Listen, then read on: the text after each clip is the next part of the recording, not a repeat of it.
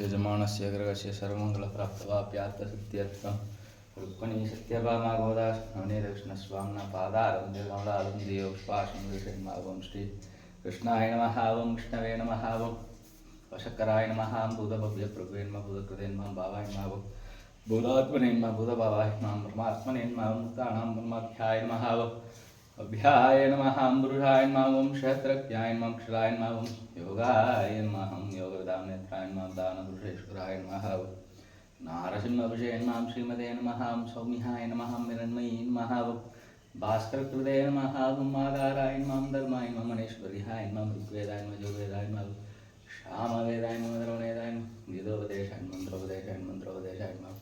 सर्वात्र सुकृताय रुक्मिणी सत्यभामा प्राणदाय नवनीतकृष्णस्वामिने नमः पुष्पाधारं शारदाविद्यानामार्चनं सम्पूर्णं भाव सर्वधर्मान् परित्यज्य मामेकं शरणं व्रज अहं त्वा सर्वपापेभ्यो मोक्षयिष्यामि मा शुचा